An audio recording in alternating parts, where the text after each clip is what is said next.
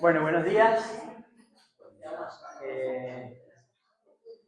Bueno, ante todo agradecerles en nombre de Martín, Laura y mío haber respondido a la convocatoria. Ustedes saben que hacemos un seminario con este título, Lacan antes de Lacan, tratando de revisar, discutir la producción de los llamados postfreudianos. Y ahora lo encuentro así. Y la idea es, como venimos trabajando, releer postfreudianos a la luz de lo que Lacan leyó con ellos o de ellos, tratando de hacer un trabajo en donde nos aproximemos al discurso del psicoanálisis. Y bueno, a propósito de esto, considerando la bibliografía, digamos, que nos acerca Osvaldo Rivas, que va a hablar de Lacan y Berger no, Berger, podría ser también, pero no va a ser el caso. Con el título Super-Yo, Transferencia y Amor. ¿Qué título, Y para no repetir el encuadre, que bueno, la idea de trabajar por el sentido y no por la significación, eso que venimos insistiendo cada vez que arrancamos cada presentación, con la bibliografía que nos propuso Osvaldo, encontré una cita de Lacan, algo que puede ser citado de Lacan, que viene bien para el espíritu del trabajo que intentamos hacer aquí. Dice Lacan, al final de la reunión llamada Las Tres Matrices, donde habla de Berger, ¿no? Dice, Berger insiste justamente en el alcance del detalle. Lo que digo no quita nada. Dice, lean ese capítulo pertinente para ver que, aunque esté bien orientado, lo está a la manera de las partículas de la limadura de hierro cuando las esparcen en un campo ya magnetizado, ¿no? Es una interesante metáfora, ¿no? Las limaduras de hierro, por supuesto, van a ir a determinado lugar según cómo ese campo ya está magnetizado. Entonces dice, no se encuentra allí ninguna clase de motivación verdadera del poder y de la importancia del detalle, ¿no? Detalle que, por supuesto, escribe Berger. Solo nos interesan los detalles, es verdad, pero aún falta saber en cada caso lo que es interesante.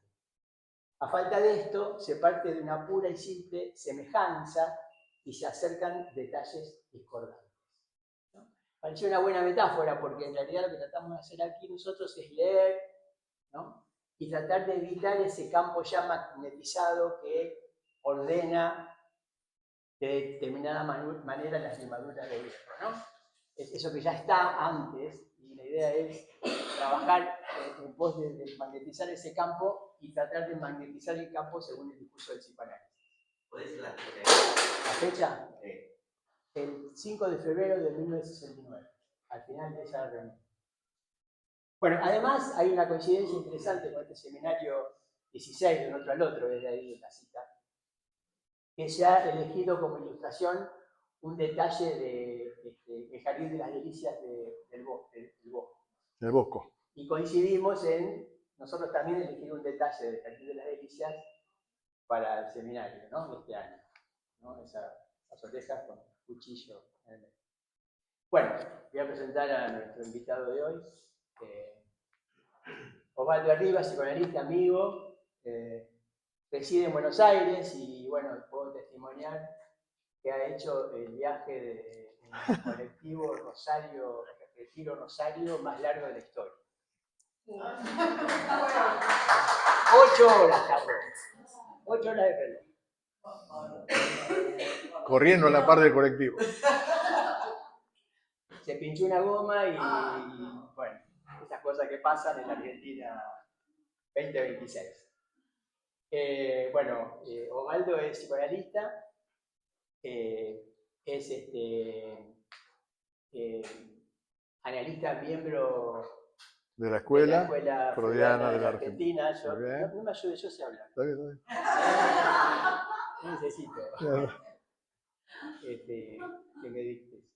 Ex AE, ex analista miembro, ¿no? De la escuela. Quiero aclarar que eso no es una degradación. Que seas ex AE no es una degradación. No fue degradado, quiero decir, ¿no? Es AME. El AE caduca. Siguiendo a Lacan. Una particularidad de la EFA. Sí. La EFA.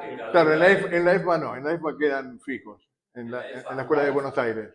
No, yo digo una particularidad de la EFA que caduca. Sí.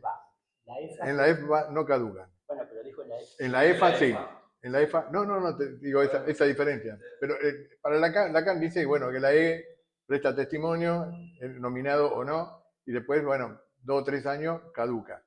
Que caduca quiere decir que se le pasa el pase. Se le pasa, ¿no? Digamos, eso pasa. Bueno, ¿puedo terminar de presentarte? Perdón, disculpe. Después, en todo caso, responder ahí. Sí, disculpe. Las tuyas también.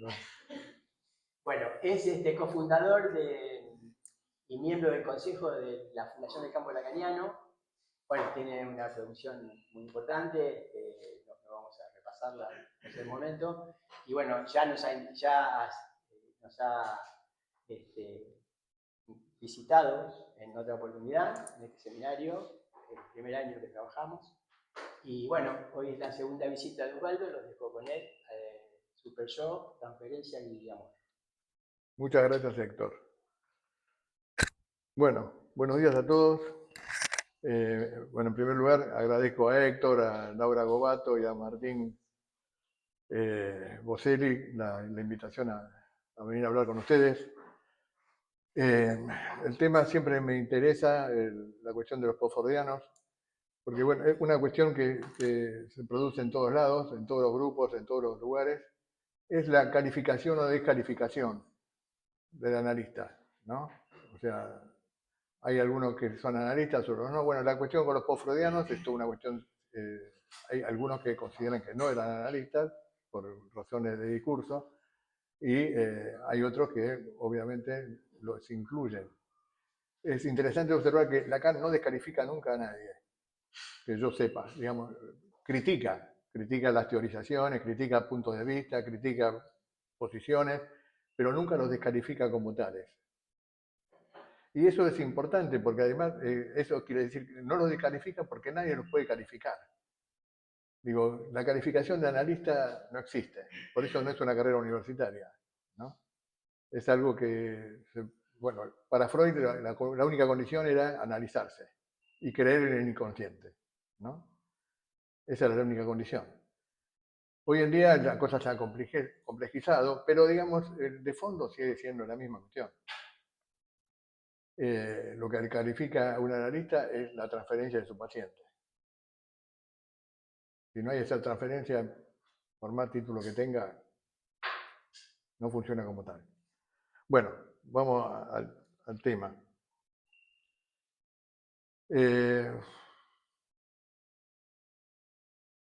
Bueno, la invitación era fundamentalmente para hablar de un libro de Edmund Bergler, un analista alemán, postfreudiano, que presentó la neurosis básica, uno de sus trabajos más importantes, en un congreso de 1936, donde Lacan presentó el estadio del espejo.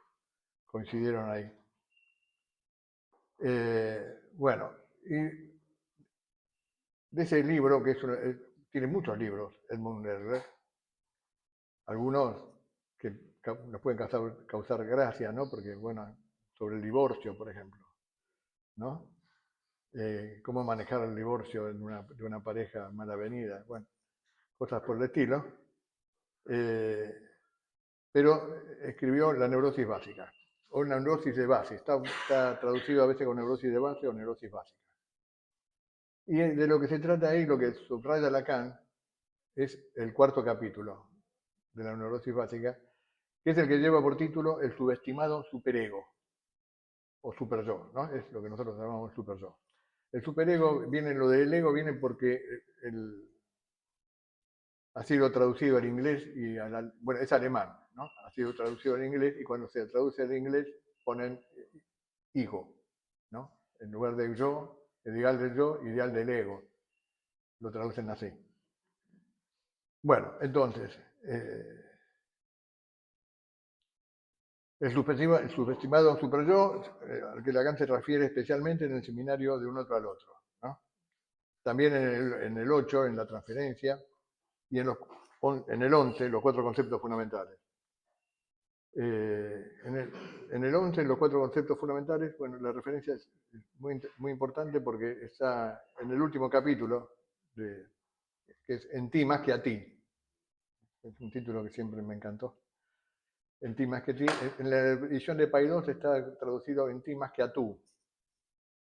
Que no veo la razón para traducirlo así.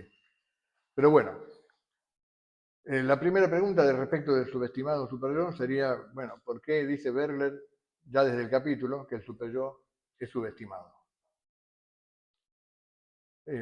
La pregunta sería ¿por qué y por quién?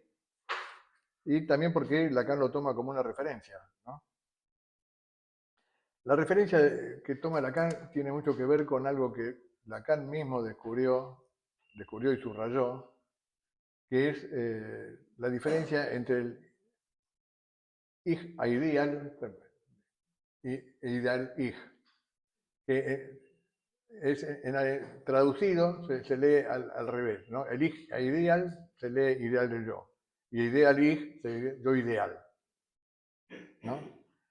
Pero bueno, Lacan encuentra esa diferencia en Introducción al Narcisismo, donde pareciera que Freud habla siempre de lo mismo, pero una vez escribe ideal Ich y otra vez escribe Ich ideal. Nadie da pelota a eso porque parece que se borra en el texto. Lacan lo subraya y ahí trabaja toda una diferencia muy importante que desemboca en el esquema óptico, ¿no? Para diferenciar lo imaginario y lo simbólico. Bueno, entonces, digo esto porque eso tiene que ver con el Congreso del 36 y donde Lacan presentó el estadio del espejo, ¿no? Bueno, entonces, Bergler es un autor alemán muy prolífico, post-freudiano, y tiene, entre otros trabajos, uno firmado en conjunto con Ludwig Jekyll, al cual Lacan se refiere puntualmente en el Seminario de la Transferencia, trabajo que fue traducido y publicado en una ficha bajo el título Transferencia y Amor. Ese trabajo es muy importante también. Creo que Héctor tiene una copia, ¿no? Está en el drive. Ah, sí, está en el drive, sí. Sí, porque yo conseguí el texto, hay dos traducciones, una en alemán y una en inglés. Es interesante, es muy interesante cómo comienza el trabajo, porque ahí Jekyll y Bergler comienzan hablando, el subtítulo del primer apartado es ¿cómo es? El milagro de la existencia del objeto, el milagro del investimiento del objeto. O sea, lo que ellos dicen es que, bueno, siendo que es el yo es una figura autónoma y autosuficiente, ¿por qué habría de investir un objeto? ¿Por qué iría a buscar un objeto si narcisísticamente está pleno, ¿no? Entonces, lo plantea como un interrogante y es importante. Es decir, porque existe el objeto porque hay investimiento, no al revés, ¿no? No es que hay investimento, ¿sí? Bueno, no importa, sigamos. Bueno, después, por supuesto, está el yo y el ello de Freud, que es el texto fundamental, la referencia para todo el mundo, ¿no? Y lo importante, pero difícil de seguir, es Lacan refiere la introducción de la segunda tópica, el yo y el ello, más allá del principio del placer del 20, al giro, lo que él llama el giro de 1920. ¿Qué es el giro de 1920? Lo que dice Lacan es que la interpretación había dejado de tener efecto, que ya los análisis se repetían, se reproducían y no producían ningún efecto. Freud lo vincula con un cierre del inconsciente. Dice que, bueno, que si los inicios de su carrera, digamos, se produce con la apertura del inconsciente, En 1920 hay un cierre del inconsciente que hace que entonces que la interpretación no funcione, no tenga ningún efecto y los análisis se estanquen. Bueno, entonces es por esta cuestión que se busca alguna interpretación que los haga salir de ese atolladero, ¿no? Bueno, entonces, una digresión. Antes de entrar en el tema, sabemos que pretender enseñar psicoanálisis conlleva siempre una gran dificultad. No tanto si lo reducimos y lo tomamos como una materia universitaria, ¿no? Porque se puede enseñar como cualquier materia. Pero si lo tomamos como algo ajeno al discurso universitario, queremos transmitir el discurso del psicoanálisis, algo que es propio del otro discurso, que es el discurso que sostiene el psicoanálisis y que es el discurso del analista. Digo, es algo en lo que insistía Norberto Ferreira siempre, que hay escuela porque hay acto en algún lado, ¿no? Si no hay acto analítico en algún lado, el psicoanálisis no existe. Digamos. Entonces, por eso la práctica analítica es fundamental para sostener cualquier práctica de enseñanza, de transmisión, de lo que sea. Bueno, por eso Lacan en Seminario de la Angustia se pregunta cómo enseñar a quien no solo, cómo se enseñar el psicoanálisis, ¿no? Cómo enseñar a quien no solo no sabe, sino a quien, como el psicoanálisis mismo no lo enseña, no puede saber. ¿Sí? No puede saber, bueno, ¿por qué? Bueno, por la estructura del sujeto, la represión, ¿no? Todo eso. Entonces, en ese sentido, podríamos decir que el analista, jugando en su función y fuera de su función, juega con el tiempo del no sabía, ¿no? El pretérito imperfecto. Es algo que también toma Mazota en algún lugar, ¿no? Un poco más y la bomba estallaba. La cuestión de que hasta hace un momento no sabía lo que ahora sé. Es el tiempo de la interpretación, ¿no? ¿Cómo es que no lo sabía y ahora lo sé? Bueno, lo que intermedia esos dos momentos tienen que ver con el acto, ¿no? Con la interpretación. Eso es lo que estaba fallando en 1920, la interpretación. Bueno, respecto del no se sabía, y que siempre está referido a los síntomas y a su interpretación, se supone que el analista sabe algo, ¿no? Dado que que va al lugar del sujeto supuesto saber. Y por eso se lo consulta cuando se trata de síntomas, a los que se les supone representar una verdad oculta de la que solo se sabe, por la existencia del síntoma.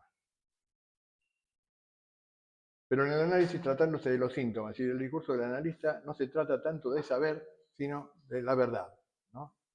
Lo que el síntoma trae es una verdad. Y un saber sobre esa verdad.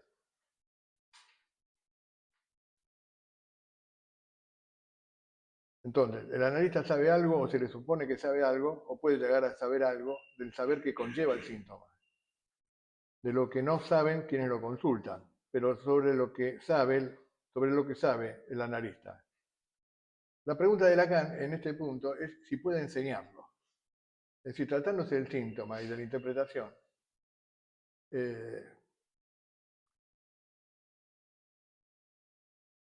¿por qué la gente tiene que analizarse? Porque no hay otra forma de aprender algo sobre el síntoma que no sea analizándose. Quiero decir, no hay transmisión de terceros. Por eso, bueno, Freud decía, por ejemplo, que no puede haber un tercero en la sesión, ¿no? No puede haber un tercero en la sesión que registre cómo funciona el análisis. El análisis es una experiencia y no hay observador externo, ¿sí? Entonces, bueno, por eso su transmisión es tan difícil, ¿no? Y por eso se practica y se transmite más de lo que se enseña, ¿no? Se enseñan cosas que tienen que ver con el discurso, pero el psicoanálisis propiamente dicho no se enseña. Bueno, esa transmisión del psicoanálisis es lo que siempre se quiso practicar como enseñanza con el llamado análisis didáctico, ¿no? Entonces se distinguía el análisis personal del análisis didáctico. El que quería ser un analista hacía un didáctico. Se planteaba a su analista que quería transformar su análisis en un análisis didáctico y entonces el análisis supone que tomaba otra dirección, ¿no? Lacan disuelve esa separación. Lacan dice que no existe otro análisis que el análisis llamado personal. Que el análisis es uno solo. ¿Sí?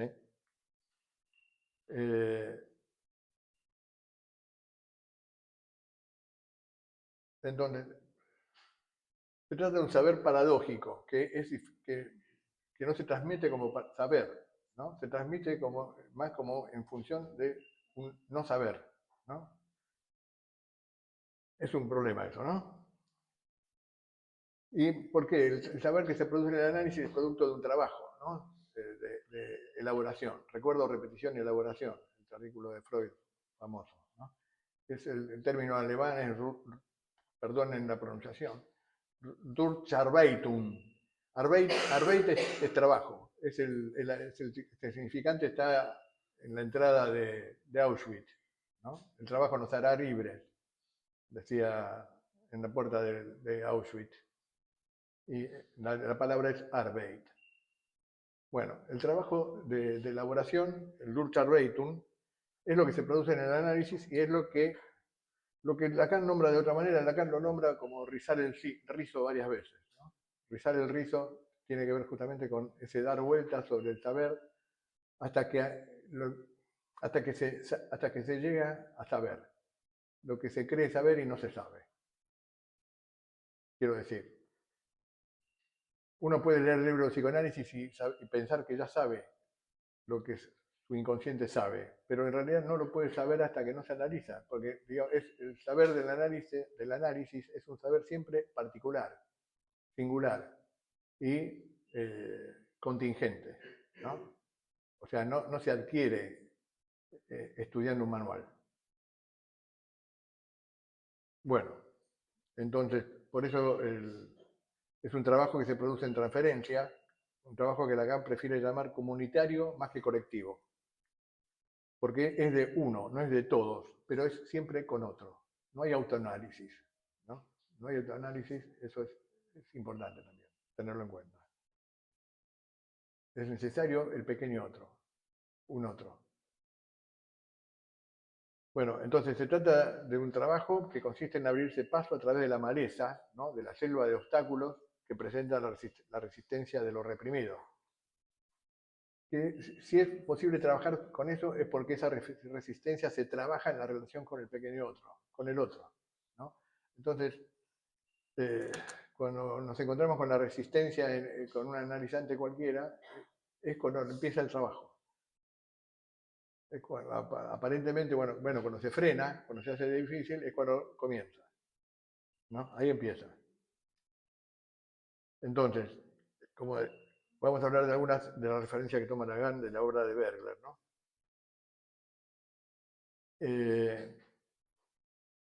Lacan lo elogia, se burla un poco, ¿no? Por algunas cosas de Bergler, pero lo elogia por cierta intuición como analista, a la que califica de brillante. Son intuiciones que tienen que ver con los primeros analistas, ¿no? Los primeros analistas tienen por ahí mucha huevada y algunas intuiciones brillantes, que después son retomadas por algunos. Lacan lo hace por más de uno.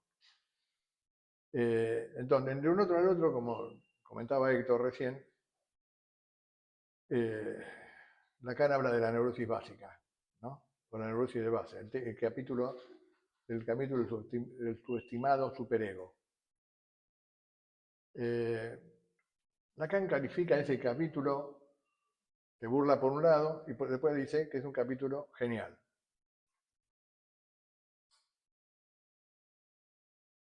¿Por qué? Porque Bergler, en la neurosis básica, comienza con la referencia del superyo, o sea, hace un compendio de todas las citas que encuentra del superyo. Se lo pide a alguien que lo hizo, ya, digamos, alguien que hizo esa compilación, le pide la lista, ¿no? Y bueno, es un quilombo, ¿no? Es un conglomerado de citas que confunde más de lo que aclara si no se introduce cierta articulación que permita ver cómo se relaciona una idea con la otra. Eso es lo que hace Lacan, es lo que le faltó a Bergler, ¿no?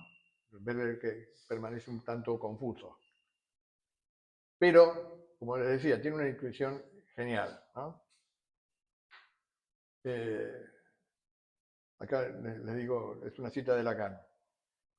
Berger comienza por darse cuenta de una manera intuitiva que lo que aparece en las citas de Freud como el superyo debe tener una relación con lo que ve todo el tiempo en los análisis, que es lo que se llama Durcharbeitung, ¿no?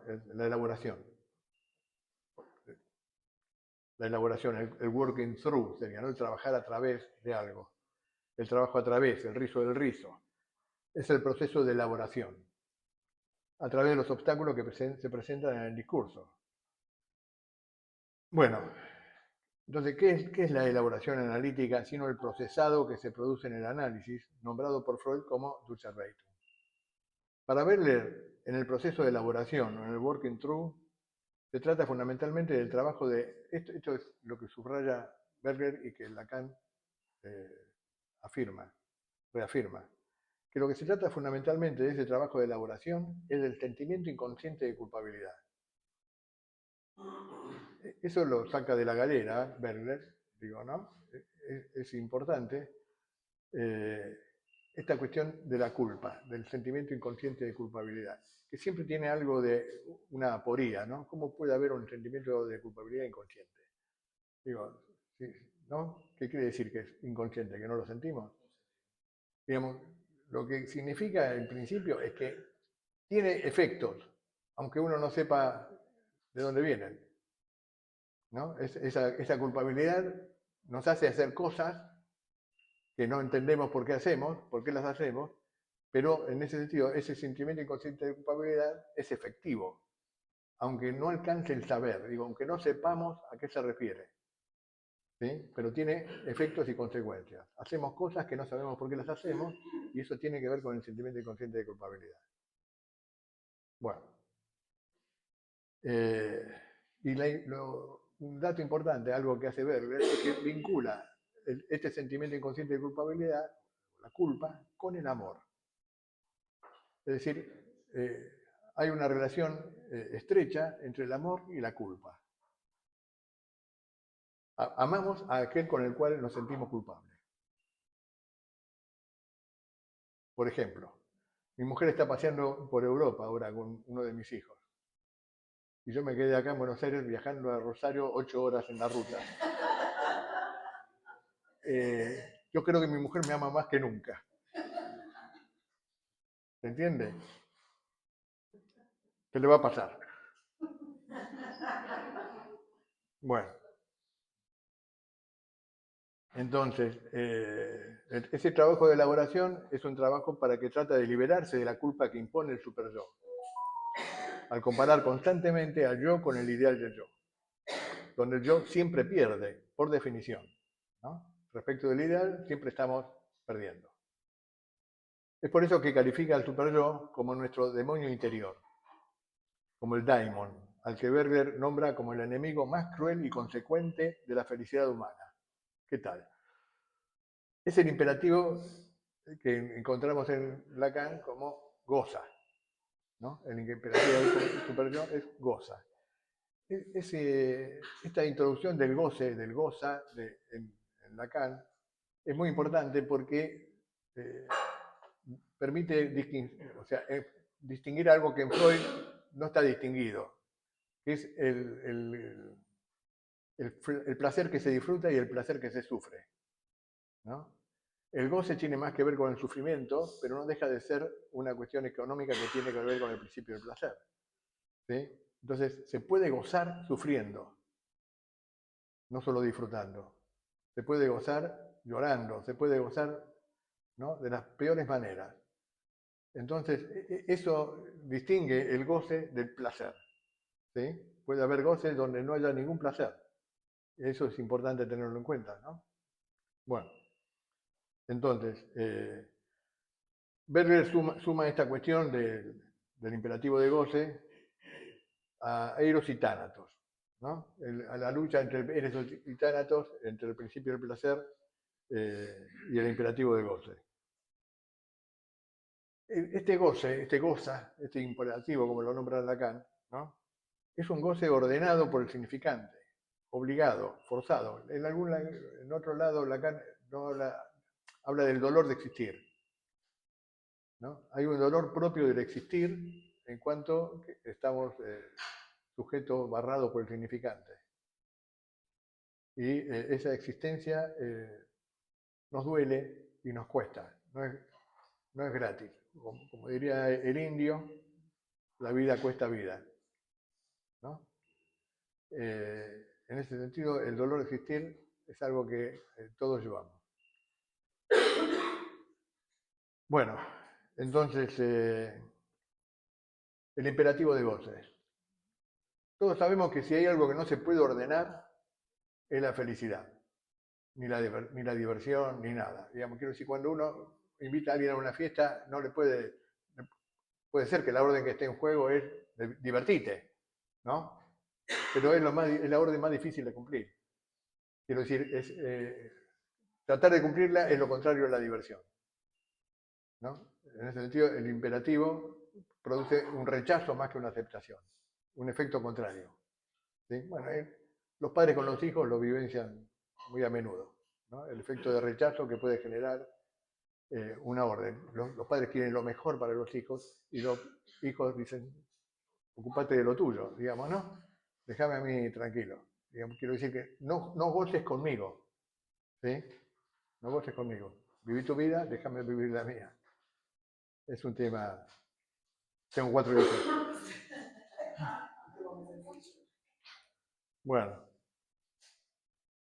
Bueno, entonces el elemento decisivo de la estructura del superyo vendría a ser su implacable severidad, porque nada se le escapa, ¿no? El problema del superyo es que se dice, bueno, es la internalización de la autoridad del padre.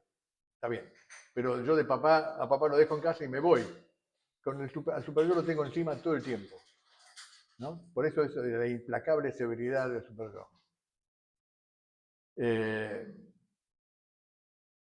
Bergler habla en términos de libido cuando se refiere al instinto de vida y de destrudo, que no sé qué carajo es, no se puede, tiene que ver con la destrucción, ¿no? Destrudo cuando se refiere a la energía de destrucción propia de la pulsión de muerte. Bueno, Bergler y Jekels postulan, siguiendo a Freud, que el superyo se divide en 2 partes, ¿no? El ideal del yo, por un lado, y el daimon o demonio por el otro, que es el demonio interior, ¿no? El representante del sentimiento inconsciente de culpabilidad. Es decir, algo por lo cual siempre tenemos que pagar. Somos culpables. Esto es una definición importante, digo, quiero decir, por existir somos culpables. Eso es algo que, ¿no? Un adolescente puede gritarle a los padres, yo no te pedí existir. Matate, ¿no? Quiero decir, nadie puede desprenderse del dolor de existir, de la decisión de existir, que significa levantarse todos los días. En ese sentido, esa apelación del adolescente diciéndole a los padres, yo no pedí existir, es una engaña pichanga, ¿no?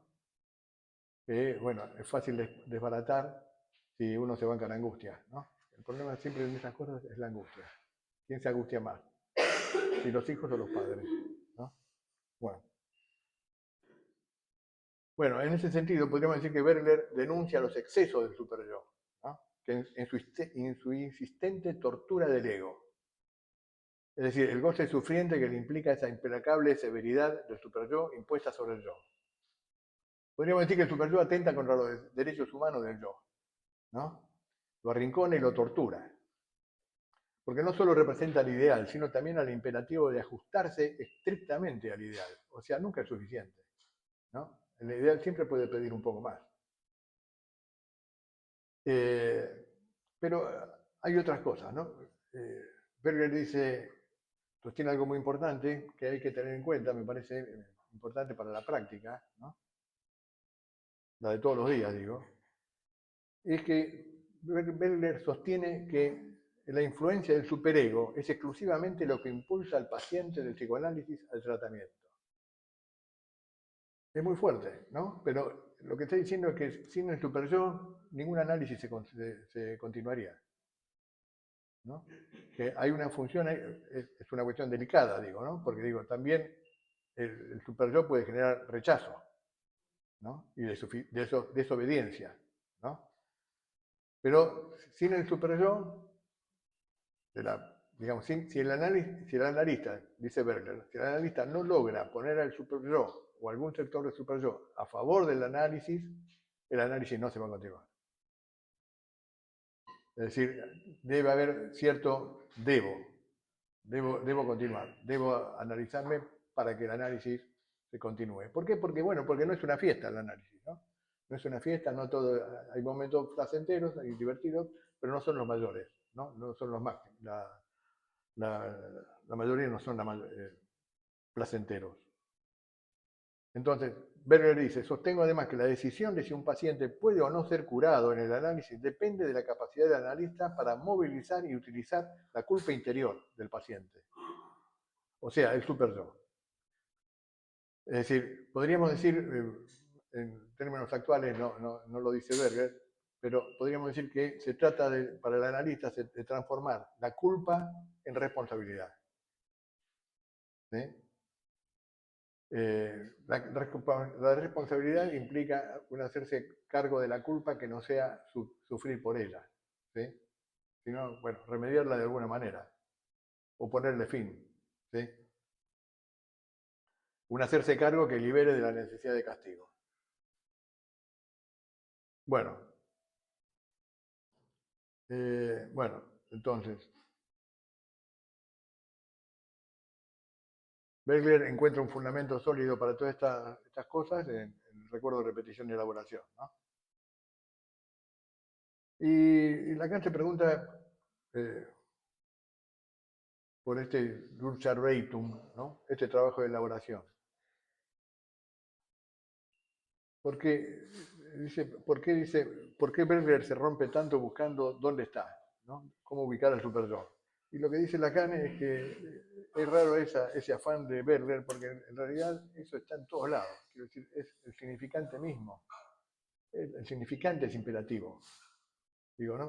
Ustedes saben que obaudire en latín significa oigo, ¿no? Y obedezco. Oír y obedecer es lo mismo. Los mexicanos, cuando uno se dirige a ellos, te dicen mande. ¿Sí? Ahí tienen su superyo a la vista, ¿no? Es la orden. Es el orden también, ¿no? Es el orden de la orden. Bueno.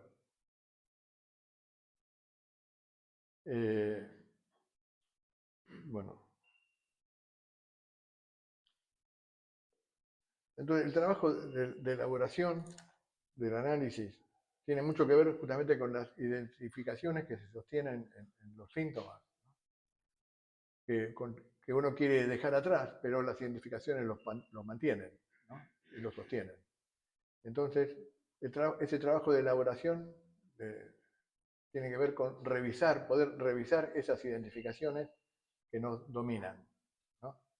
Porque son identificaciones inconscientes, la mayoría de las veces, ¿no? De las que no tenemos idea, pero que actúan con efectividad, ¿sí? Entonces, el tema de la identificación tiene dos caras, ¿no?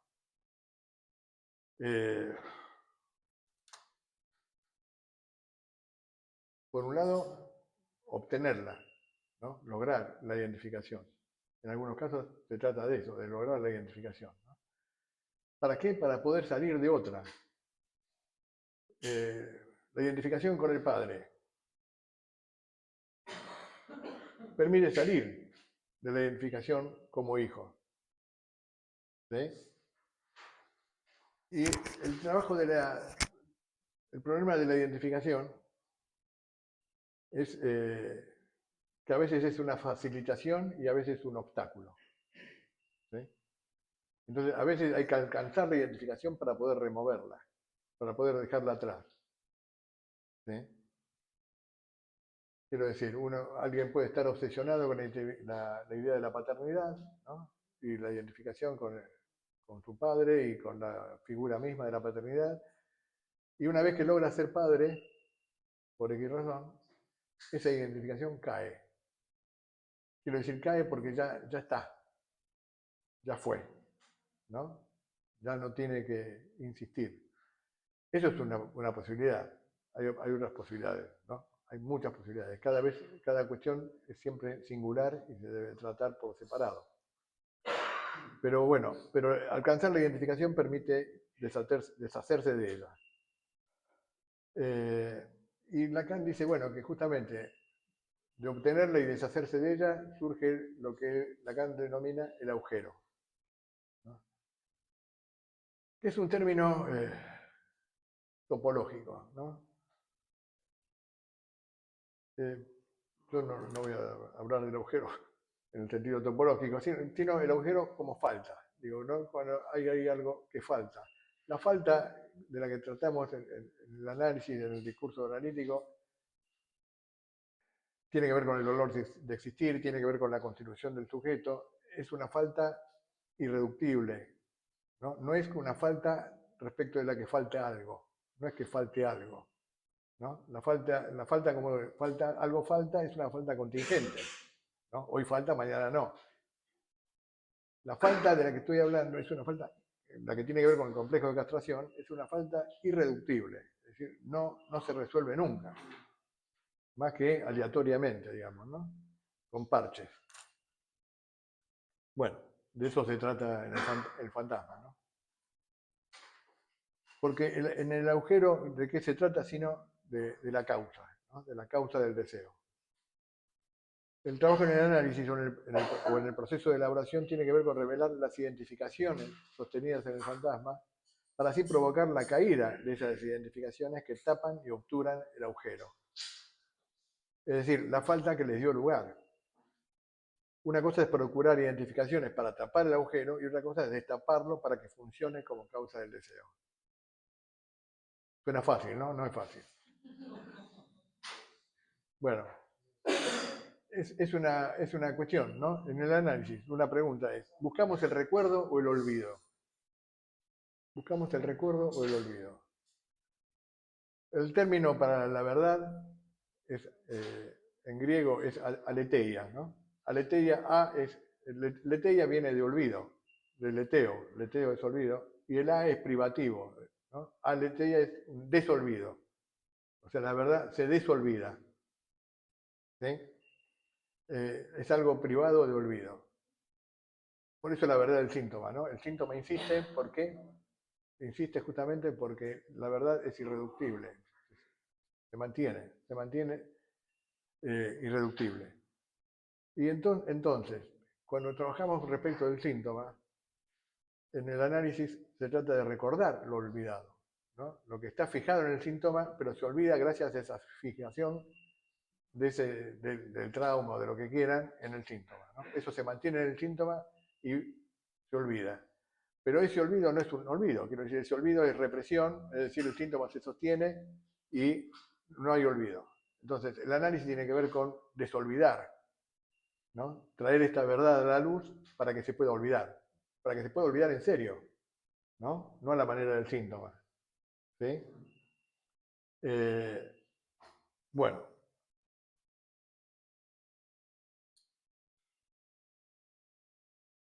¿Qué hora es?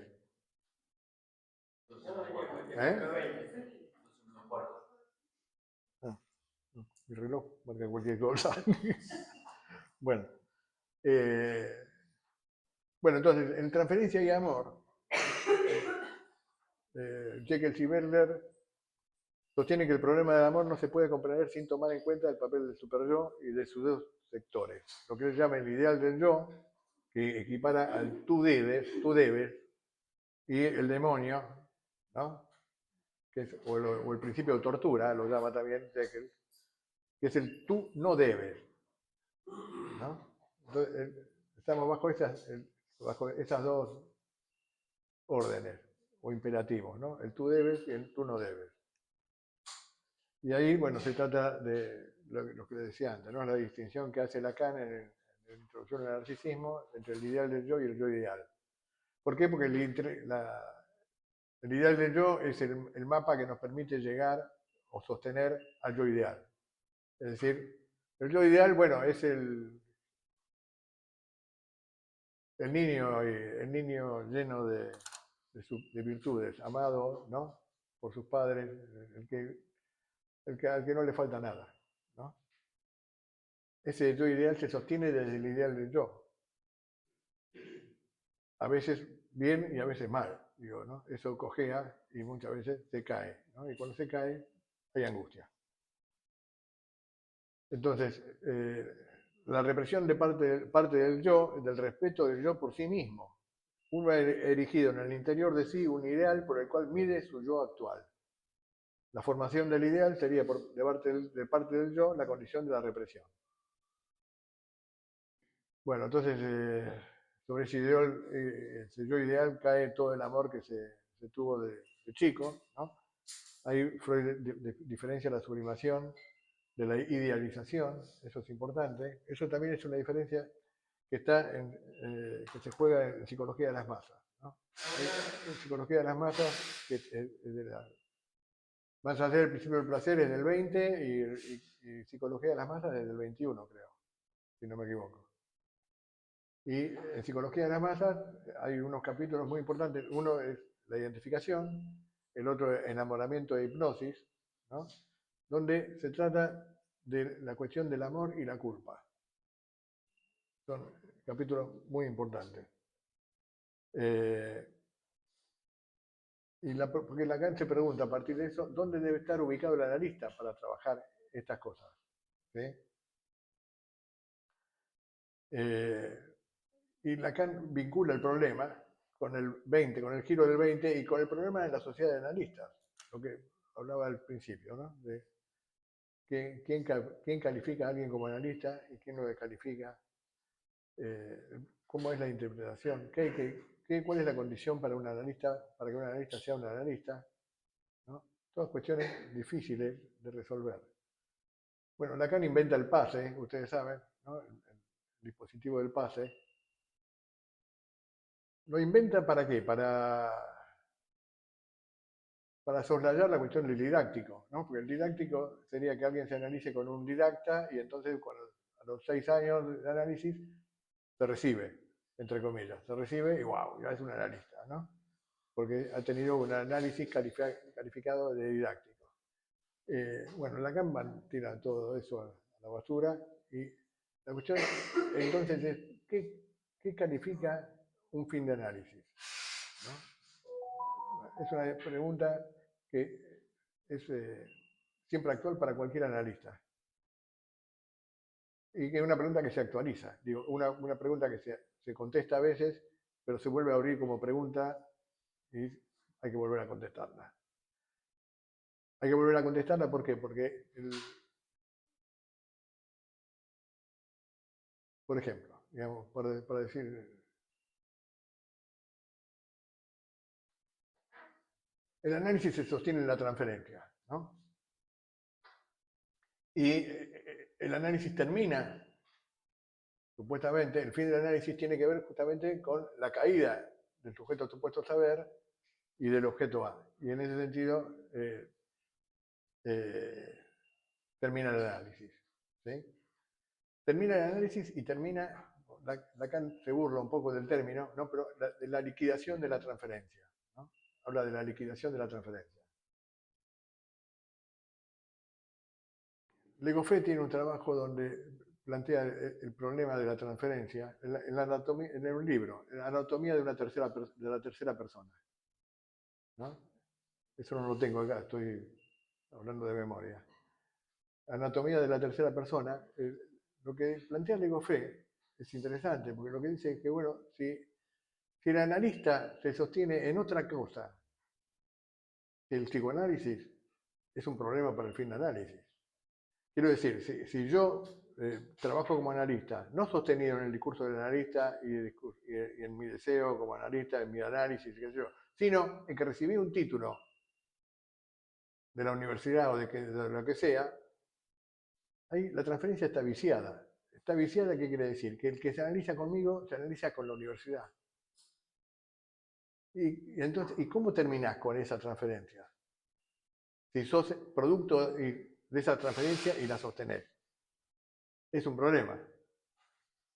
Es un problema. Entonces, Le Goffin llega al extremo de decir, bueno, en realidad un análisis puede llegar al final si toda la transferencia se sostiene simplemente en la transferencia, con ese analista, y en ninguna otra cosa que en la transferencia con ese analista. Bueno, es difícil que eso pase, pero es una cuestión importante porque tiene que ver con lo que se nombra como el difícil ateísmo, ¿no? Es un libro de Etienne Gilson, El difícil ateísmo, donde el difícil ateísmo es porque se supone que el análisis tendría que terminar en el ateísmo, es decir, con la caída del gran otro, la inexistencia del gran otro, la inexistencia de la relación sexual, bla, bla, bla, todo eso, y listo, ahí termina, ahí somos ateos de verdad, porque no, Lacan se burla de su público y le dice, ustedes se creen ateos, les puedo demostrar con 2 palabras que todos creen, ¿no? Que el ateísmo es una fábula. Es toda una cuestión, digo, ¿no? El ateísmo es realmente una cuestión difícil de lograr. ¿Por qué? Bueno, justamente porque vivimos cubriendo la falta del gran otro. ¿Sí? Nos sostenemos gracias a eso. Y en ese sentido, el ateísmo, una cosa es declarativo, ¿no? Digamos, declarar, pero eso es una declaración ideológica. Decir, yo soy ateo, eso es una declaración ideológica, no significa que seas ateo. Hay un ejemplo muy bueno que toma Lacan en los 4 conceptos de Don Juan, ¿no? Casanova. Dice que, bueno, se quiere levantar una pendeja, se la lleva al bosque, ¿no? Y qué sé yo, la empieza a chamullar y le dice que, bueno, que qué sé yo, que él tiene poder sobre la fuerza de la naturaleza, que bla, bla, bla, bla, bla, ¿no?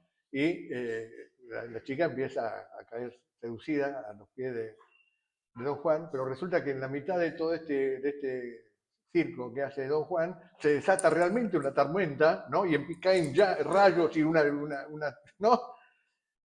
Y se caga en la pata Don Juan. Se asusta porque... ¿Pero por qué se asusta? Lo que demuestra que se asuste es que él creía donde creía no creer. ¿Se entiende? Digo, si él no hubiera creído, se hubiera reído. Uy, mirá qué casualidad, ¿no? Con todo este circo que estoy haciendo se larga a llover de verdad. Pero si se asusta es porque cree realmente que algo de lo que todo el circo que él estaba haciendo tuvo sus efectos y produjo ese fenómeno.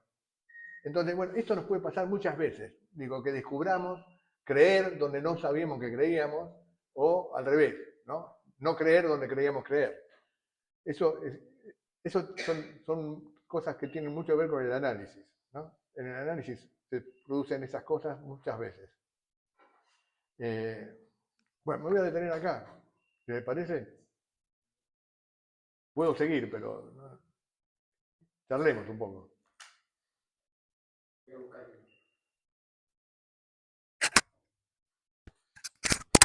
Perdón.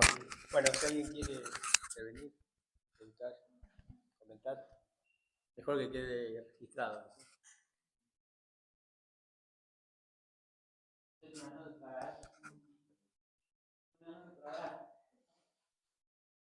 Podemos esperar.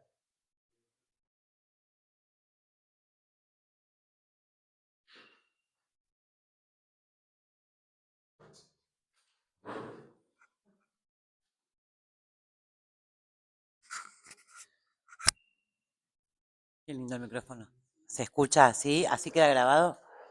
¿Así queda grabado? No tengo que hacer nada. Ok. Bueno, la verdad que gracias, Osvaldo, porque es como en un momento muy particular, ¿no? De los psicoanálisis, es reconfortante reencontrarse con la esencia de lo psicoanalítico. Tan lejos, ¿no? Del profesor y de algunos nombres que no vienen al caso. Entonces, en principio te agradezco el recorrido. Bueno, esto, claro, Freud habla de, él dice, ¿no? En lo inconsciente, que si mal no recuerdo, en lo inconsciente, que no existen, no hay sentimientos inconscientes, y aclara, ¿no? Que va a ser una excepción, ¿no? Para el sentimiento inconsciente de culpa, que es, como bien nombrabas, lo que se expresa como necesidad de castigo. La verdad que me pareció súper interesante la articulación y el texto que traes de Leo Fe, que si bien está en la biblioteca de mi esposo, admirada biblioteca, pero yo no terminé de leer ese texto y sin embargo siempre he coincidido con eso, ¿no? Que no había que buscar un analista por referencias académicas, ¿no? Cuando alguien me preguntaba, bueno, trata de que te recomiende algún analizante que ande contento con su análisis. Así que bueno, muchas gracias. Para mí me hace bien escuchar lo que para mí tiene que ver con la práctica analítica y el analista práctico. Bueno, cedo la palabra.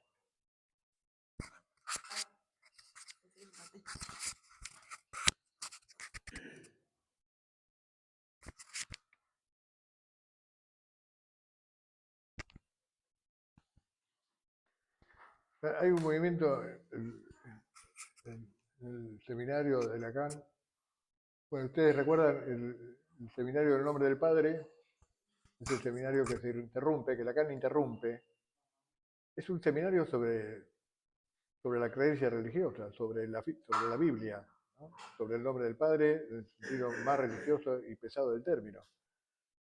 Es un seminario del que Lacan solamente hace una clase, da una clase y lo interrumpe. Lo interrumpe, ¿por qué? Por los efectos que eso produce en la escuela en la que él inventó, la École Freudienne. Es un efecto revulsivo, ¿no? Lacan siente que está hablando de cosas que no debería hablar, ¿sí? Y entonces interrumpe el seminario, porque considera que no es el momento, ¿no? No están dadas las condiciones como para seguir con ese trabajo. ¿Y qué hace? Empieza otro seminario, el de los 4 conceptos. Y la pregunta con la que comienzan los 4 conceptos es si el psicoanálisis es una ciencia. Es decir, venía preguntándose si el psicoanálisis era una religión, ¿no? Con la cuestión del nombre del Padre, y pasa de esa pregunta a la pregunta de si el psicoanálisis es una ciencia. Bueno, ese es un punto, ¿no? Que tiene que ver con lo que hablábamos antes de la transferencia, o sea, dónde uno se sostiene. ¿Se sostiene en la ciencia o en la religión? El psicoanálisis no es ni ciencia ni religión. Entonces, ¿qué es? ¿No? Bueno, hay distintas respuestas, ¿no? Es una práctica, Alush dice que es un método, el análisis es un método. Lo que se evita, porque hay que evitarlo, es plantear que el psicoanálisis es una religión o es acabadamente una ciencia, ¿no? Que pertenece al tronco de la ciencia, nadie lo discute, digamos. El psicoanálisis tiene cierto respeto en la cultura justamente por esa relación estrecha que tiene con la ciencia, con el discurso de la ciencia. Pero no es una ciencia, y es importante no olvidarlo, ¿no? Hay discusiones al respecto, hay discusiones donde algunos analistas defienden al psicoanálisis como una ciencia y otros lo critican, ¿no? Pero me parece importante sostener que es una práctica, que es un método y que esa pregunta de si el psicoanálisis es una ciencia o una religión es una pregunta por la transferencia.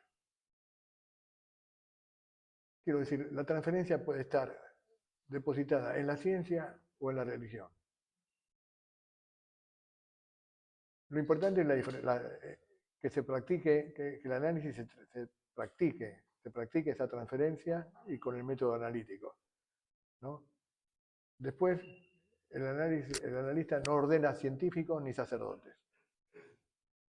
¿no? Eso me parece importante. Bueno. Yo quisiera volver sobre el tema del Durcharbeitung. Durcharbeitung. Sí. Que bueno, que Lacan indica que no tiene traducción, ¿no? Que es un término que no tiene traducción. Acá se tradujo como perlaboración. Bueno, también se usa elaboración para esto. Y me parece que lo que es interesante, que Lacan lo señala ahí, porque eso te llevó a vos a hablar del agujero, sí, ¿no? Que es el propio trabajo del análisis, ¿no? Es un trabajo de, podríamos decir también, agotar la demanda, sí. ¿no? Llevar ¿no? Digo, porque pensaba, ¿no? Es lo que nos suele ocurrir, entiendo, que los analizantes hay un momento en donde se dan cuenta que hablan siempre de lo mismo, ¿no? Que insisten con lo mismo y se quejan y les molesta el hecho de repetirse, vamos a decirlo así en términos amplios, ¿no? Repetición en términos amplios. Y justamente el análisis se trata de eso, ¿no? De repetirse hasta que eso cese, de alguna manera. Me parecía que era importante cómo este término introduce la cuestión del agujero cuando se dice que esta elaboración es agotar algo, ¿no? Llevar esto hasta que eso deje de repetirse. Bueno, tal vez tenga que ver con lo que vos decías de lograr que primero la verdad, ¿no? Respecto de ese falso olvido que supone ese olvido sintomático, ¿no? Permita arribar a este verdadero olvido, que sería la forma de pensar ese agotamiento, ¿no? de esta repetición. Claro. Sí, el olvido se puede tomar como una formación sintomática, ¿no? Formación en el inconsciente, el olvido. Pero, efecto de la represión. Claro. Producto de la represión. Así como también, bueno, el síntoma puede ser tomado como algo aleatorio, ¿no? Contingente. Y otra cosa, cuando Lacan habla del síntoma, digamos, donde se trata del síntoma estructural, ¿no? Un síntoma ineliminable, digamos, que tiene que ver con el dolor de existir, por ejemplo, ¿no? Bueno, ahí hay algo irreductible que transforma la pregunta, ¿no? Que tiene que ver con la cuestión del objeto. Bueno, ustedes saben que bueno, la cuestión del objeto, Lacan inventa el objeto A. Bueno, inventa el objeto A, ¿por qué carajo inventa? Perdón, ¿no? ¿Por qué inventa el objeto A? Inventa el objeto A porque tiene que ver con esto que les decía antes respecto de esta falta irreductible, ¿no? De esta falta donde no falta nada, pero falta, ¿no? Entonces, ¿cómo subrayar la existencia de una falta respecto de la cual no hay nada que haga que eso deje de faltar? ¿Sí? Entonces, el objeto A viene a nombrar esa falta irreductible. Es de alguna manera, Lacan lo dice, Lacan dice, bueno, el objeto A no es un objeto, es una letra. Bueno, es una metáfora, ¿no?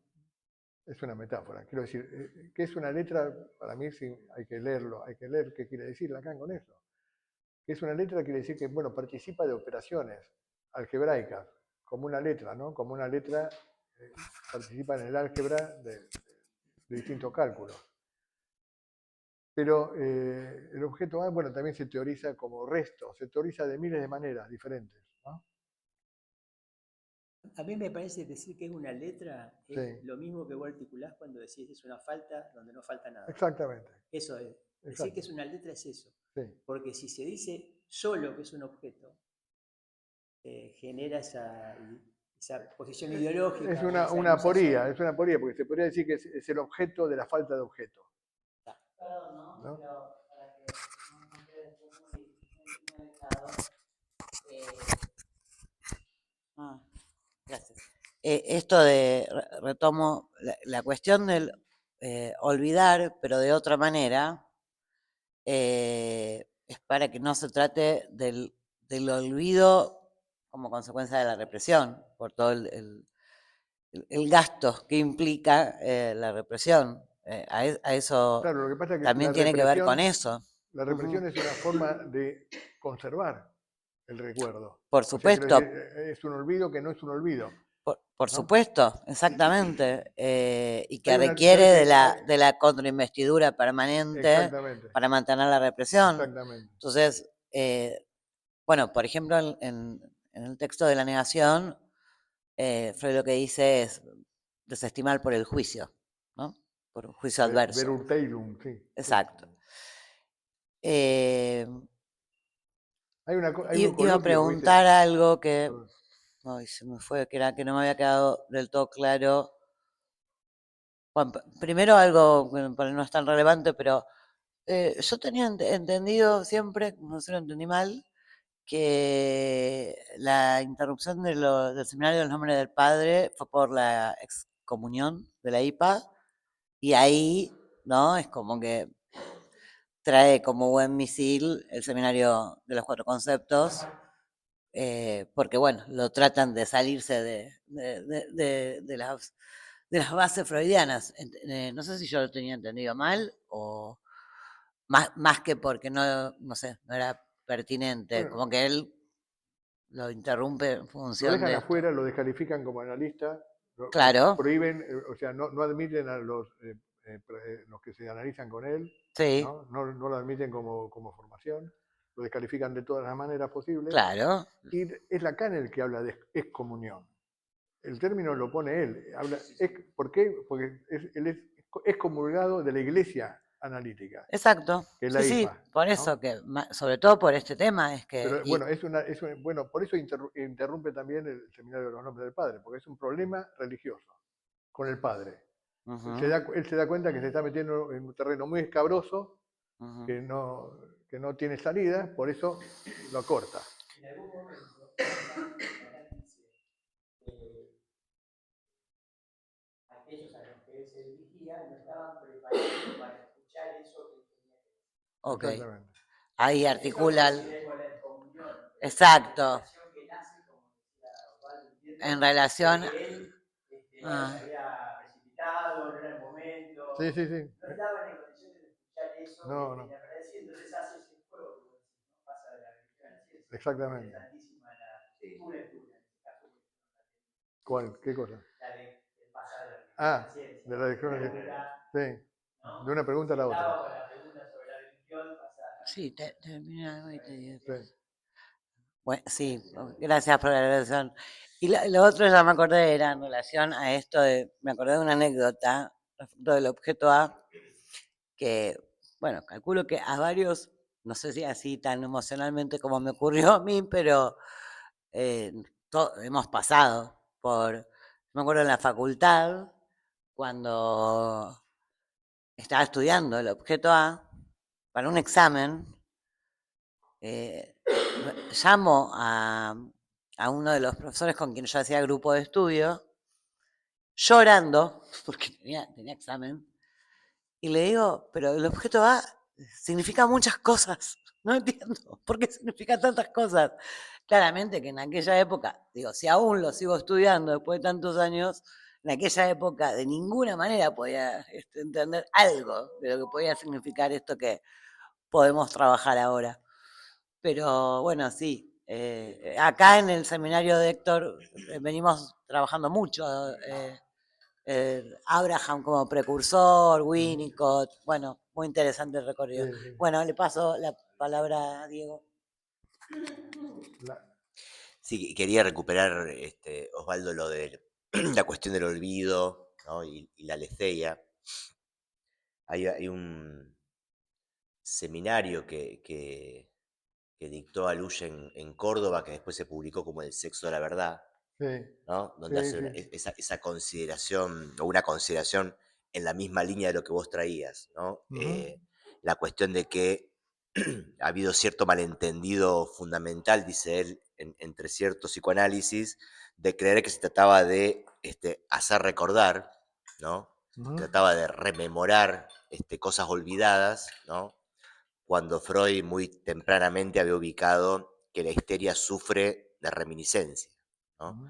No sufre por no acordarse, sino que sufre por no poder olvidar, ¿no? Claro, Y que la exactamente. tarea del análisis tenía que ver con poder olvidar, no con tanto recordar.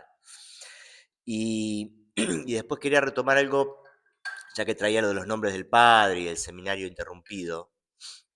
Viste que entre el final de la angustia y el comienzo de los nombres del padre, ¿no? Hay ahí como una conexión, un diálogo, porque Lacan anuncia, ¿no? Los nombres del padre al Ujú, final de la angustia y retoma cuestiones de la angustia en los nombres del padre, por el tema del A, justamente, ¿no? Porque llega a la consideración sobre los nombres del padre hablando de las formas del A y las retoma en los nombres del padre y dice algo respecto del super yo, para lo que vos traías del tema ujú. del super yo, ¿no? Cuando dice en esa única sesión de los nombres del padre que muchas cosas acerca del super yo se aclararían si se reconociera su origen A, su origen como objeto A, ¿no? O sea, la vinculación, dice Lacan, entre la voz y el super yo, ¿no? Muchas cosas de las que se dicen del super yo quedarían más claras si se reconociera la vinculación del super yo con esa forma de la que es la voz, ¿no? Que es Sí, una voz muy particular, porque es una voz el trueno, áfona, ¿no? el trueno. Claro, al mismo tiempo una voz áfona, ¿no? No es una voz que uno escuche. Sí, dice que el trueno es la voz de Dios, ¿no? Claro, claro. Pero me parecía interesante recuperar esa vinculación entre la y el super yo para lo que vos traías hoy, ¿no? Sí, sí. Bueno, me quedó en el tindero los cuatro conceptos, ¿no? En ti más que a ti. Porque, ¿sí? Porque ahí hay una vuelta, una cosa interesante. Digo, bueno, con Lacan, de alguna manera, se desprestigian los tres ensayos de Freud, se desprestigian el objeto anal, el objeto oral, ¿no? Y toman primacía la voz y la mirada, ¿no? La voz y la mirada alcanzan una relevancia con Lacan que deja en la sombra la pulsión oral y la pulsión anal, ¿no? De alguna manera. Lo digo coloquialmente, ¿no? Digo, ahora, el tema, lo que a mí me interesó mucho en los cuatro conceptos es que ahí Lacan cita a Bergler, lo cita a Bergler, dice que, bueno, habla de las intuiciones de Bergler y lo ubica entre los locos literarios, ¿no? Digamos, dice que, bueno, delira, pero de una manera interesante, dice Lacan, ¿no? Y entonces, Lacan larga dos frases, a ver si, espera un segundito.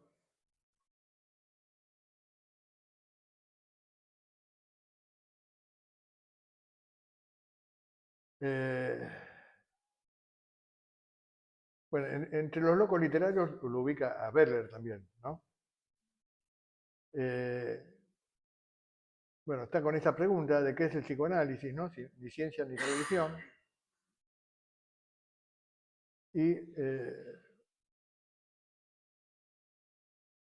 bueno, hay algo aparte, una digresión. Un texto que a mí me parece muy importante es un librito chiquito de Nueva Visión, salió hace muchos años, un coloquio sobre los usos del olvido. Y ahí hay un trabajo de Milner, excelente, que termina planteando que la consigna freudiana es no olvidéis el olvido. No olvidar el olvido. Exactamente. Bueno, y a lo que... ¿Por qué? Porque el olvido es testimonio del real con el que trabaja el psicoanálisis, del agujero, ¿no? El olvido es el agujero.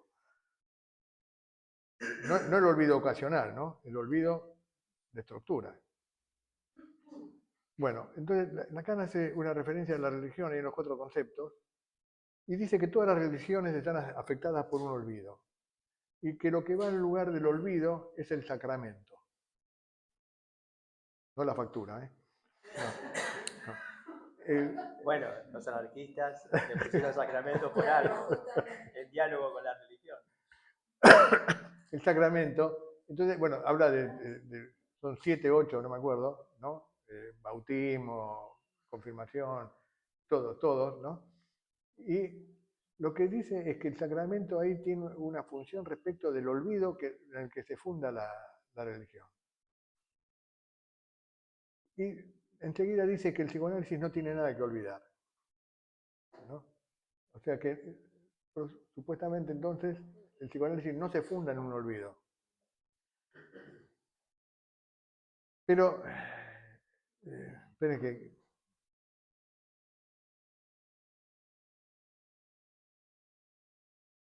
Bueno, me perdí. Porque la referencia ahí en los 4 conceptos, bueno, en este capítulo, en ti más que a ti, ¿no? En este capítulo, en ti más que a ti, Lacan hace 2... Pero, puta madre, por no haber traído el papel, ¿te das cuenta?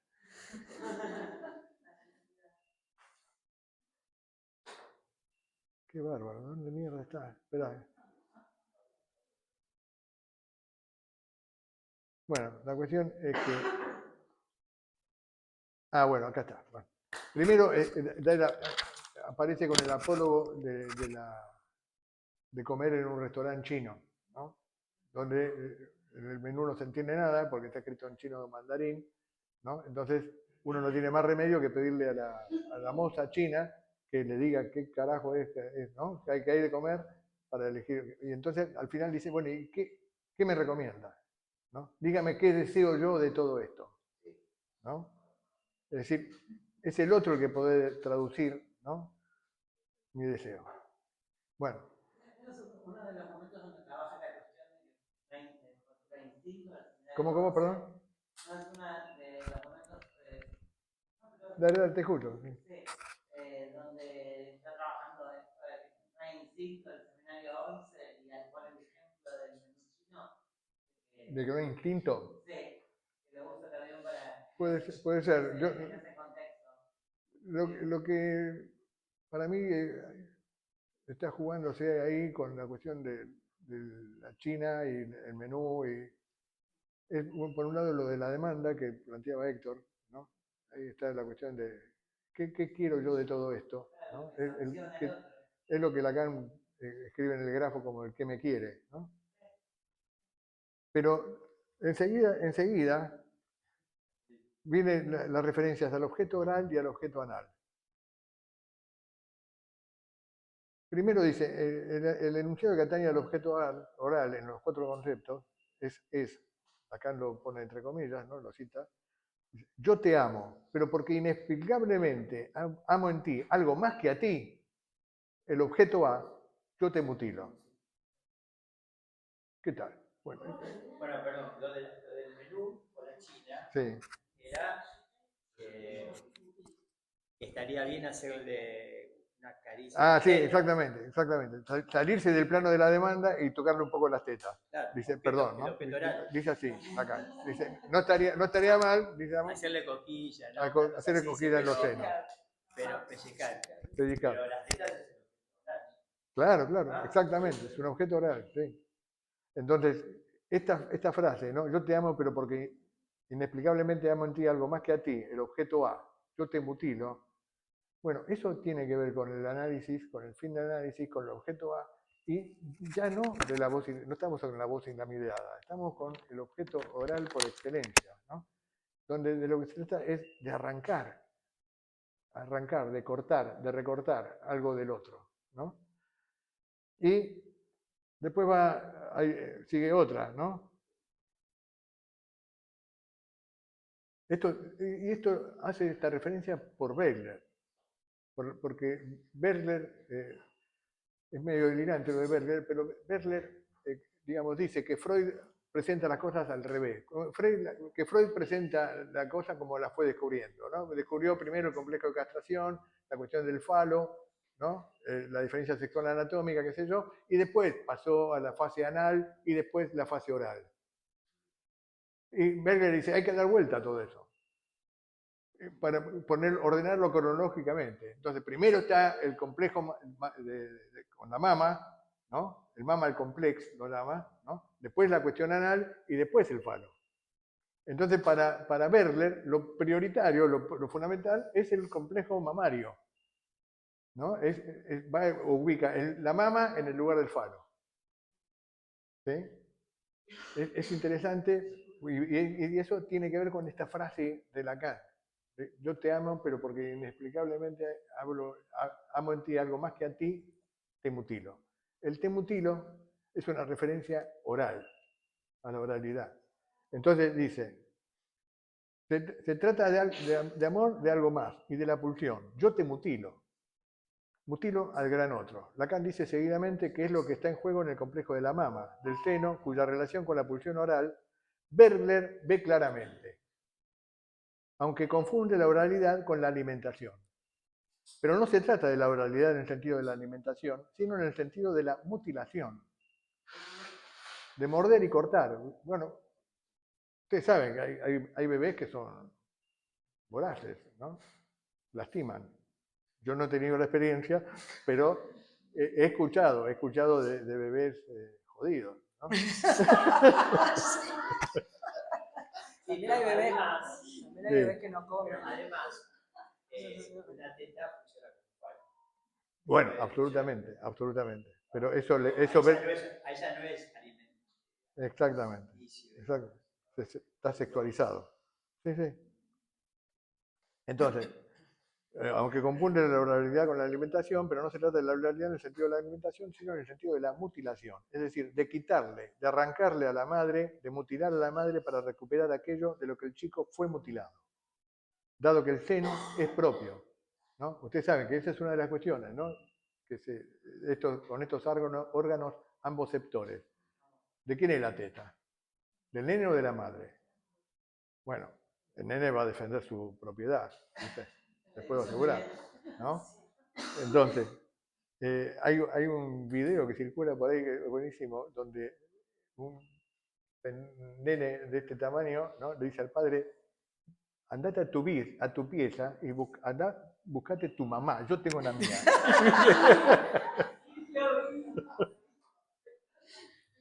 Y bueno, entonces, se trata de arrancarle a la madre, de mutilar a la madre para recuperar aquello de lo que el chico fue mutilado, dado que el seno es propio, no es de la madre, ¿no? Y en el párrafo siguiente va sobre el otro objeto, ¿no? Siguiendo con las transmutaciones pulsionales del objeto, dice Lacan, parafraseando al paciente. Yo me entrego a ti, pero esa donación, ese don de mi persona, se trastoca, se convierte en regalo de una mierda. Bueno, y acá estamos en el otro objeto, ¿no? El objeto anal. Una demanda. Exactamente. Entonces, por un... No entendí. Que repitas. Ah, sí. Yo me entrego a ti, pero esa donación, ese don de mi persona, se trastoca, se convierte en regalo de una mierda, ¿no? Es como pasar de falo a la mierda, ¿no? De ser algo valioso a no valer nada.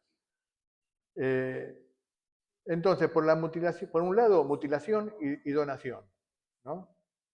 Y por el otro, objeto oral y objeto anal. Son dos operaciones pulsionales, un viraje logrado al término de la elucidación interpretativa, es decir, de la interpretación, que permite entender retroactivamente el vértigo que en algunos casos puede producir la página en blanco, dice Lacan, ¿no? Como barrera sintomática que intercepta todos los accesos al gran otro, ¿no? Bueno, es el vértigo del escritor frente a la página en blanco, ¿no? La angustia. Hay un ejemplo que da Lacan en algún lado de alguien que tiene un orgasmo frente a la página en blanco. O me confundo cuando habla de Mishima. Sí. Eso no es la Sí, página en blanco, eso es de la página en blanco. la imagen de Cristo, Exactamente, sí, la imagen de Cristo torturado, sí, mutilado, sí, sí. en su primer orgasmo. Primer orgasmo que tuvo. No cualquiera, ¿eh? Bueno, entonces dice, frente al vértigo de la página en blanco, el sujeto se queda en blanco y no la puede tocar, dice Lacan, porque solo la puede aprehender como papel higiénico, es decir, para limpiar mierda. ¿Sí? Entonces, bueno, se trata de la presencia del objeto A, ¿no? Y en el apólogo con la China, bueno, Lacan lo comienza diciendo que, bueno, el pobre se solaza con el humo de la... come asado oliéndolo en la puerta, ¿no? Oliendo el amor, el amor. Oliendo el asado, el olor del asado en la puerta, ¿no? Bueno, bueno, me detengo ahí. Diga. Quería decir algo, Osvaldo. Es la segunda vez que te escucho y las dos veces me hiciste reír y eso para mí es importante y es interesante. Ese tono para nada grandilocuente, porque en el tono hay transmisión, ¿no? Por supuesto la posición enunciativa, pero ese tono para nada grandilocuente, la otra vez te escuché hablando del pase, y no críptico, y que también puede hacer reír. Me quedé un poquito dando vuelta con la palabra calificación y descalificación con la que arrancaste en relación a los post-freudianos, ¿no? Y esto de si se califica o descalifica como analista a los post-freudianos, para después decir en un momento cómo Lacan había sido descalificado por la IPA. Pero dijiste algo interesante ahí, que lo único que califica a un analista es la transferencia con su analizante. Y que evidentemente, y después usaste la misma palabra para hablar del fin de análisis. ¿Qué califica un fin de análisis? Decís, bueno, evidentemente que esa transferencia caiga, ¿no? Y que tiene que ver con esto que me lo hiciste entender más claramente de cómo yo se lo había leído a Bergler, que es, que bueno, que por supuesto lo trabaja Lacan, ¿no? Pero que si no se incluye el super yo, si no se incluye el super yo, el goce, la culpa, el sentimiento inconsciente de culpa, no hay análisis. Tampoco lo hay si no hay amor. Y que lo que calificaría un fin de análisis entonces tendría que ver con que esa culpa pase a responsabilidad subjetiva y ese amor caiga. Porque si no, sí, porque estamos fritos. Con la dimensión de la culpa, de lo que se trata, la dimensión de la culpa es un baño de angustia, ¿no? Digo, si no se sale de ahí, la angustia asfixia, ahoga, ¿no? Hace poco vino una persona a hablarme y me decía que estaba analizándose en otro lado, pero me vino a ver a mí, qué sé yo, no sé para qué, pero me dijo, el planteo fue, dice, mi analista me dice que mi problema es la angustia. Dice, bueno, sí, es bastante común eso. Digo, pero me parece que tu problema no es la angustia, sino el deseo. Quiero decir, lo único que saca de la asfixia de la pileta, de la pileta de la angustia es el deseo. Es decir, hacer algo con eso. Ahí podés salir de la angustia, si no, rebotás entre las paredes, ¿no? Sin salida. Héctor, me pareció que ibas a decir algo. ¿Qué? ¿Cómo? Hay bebés que son jodidos. Sí, no. La frase de bueno, sí. la La crueldad infantil es decir que a uno le resulta divertida porque la puede neutralizar, pero la crueldad de los bebés. Bueno, ¿algún comentario o pregunta más? ¿Alguien quiere agregar algo? Bueno, aplaudimos primero.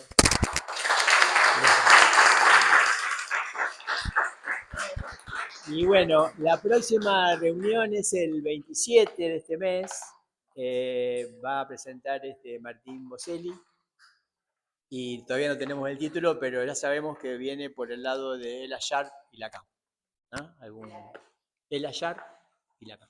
Ah, Es un sueño de Layard que Lacan. Es un sueño que trabaja el Layard que Lacan comenta en varios seminarios, en el seminario 6, en el 8 y en el 10.